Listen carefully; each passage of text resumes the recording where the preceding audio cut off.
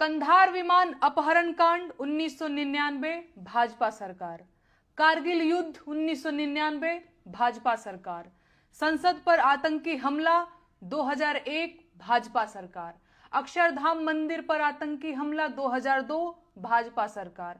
अमरनाथ यात्रियों पर आतंकी हमला 2002 और 2017 दोनों बार भाजपा सरकार। गोधरा कांड 2002 भाजपा सरकार। पठानकोट आतंकी हमला 2016 भाजपा सरकार। उरी आतंकी हमला 2016 भाजपा सरकार। पुलवामा आतंकी हमला 2019 भाजपा सरकार। पहलगाम आतंकी हमला 2025 भाजपा सरकार। देश में अब तक के सारे बड़े आतंकी हमले भाजपा की सरकार में हुए हैं और भाजपा की सरकार आते ही देश और देशवासी सभी खतरे में आ जाते हैं। बिहार चुनाव करीब है और देश में जैसे ही चुनाव करीब आते हैं कहीं ना कहीं आतंकी हमला हो ही जाता है और युद्ध के बादल घिर जाते हैं।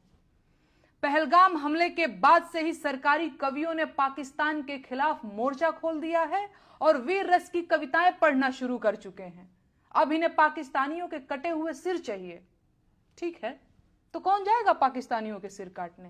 ये कवि जाएंगे या भाजपा के नेता जाएंगे या अंधभक्तों के भगवान खुद पाकिस्तान जाएंगे सिर काटने?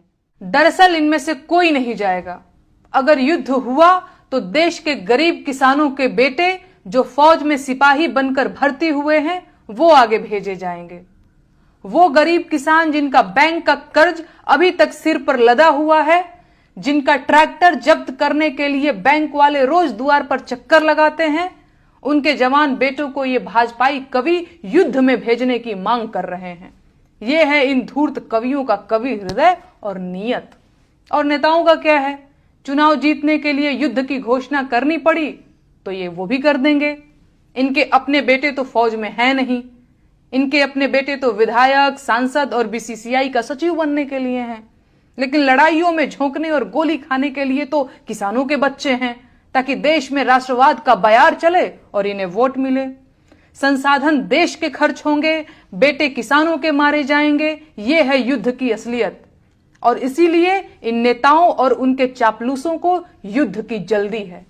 जब भी चुनाव करीब होते हैं और सरकारों की हालत खराब होती है तो पड़ोसी देशों से युद्ध और तकरार को चुनाव जीतने के लिए हुकुम के इक्के की तरह उपयोग किया जाता है। इसीलिए भाजपा के नेता और उनके चापलूस पूरी ताकत लगा रहे हैं कि किसी भी तरह से पाकिस्तान के साथ युद्ध शुरू हो।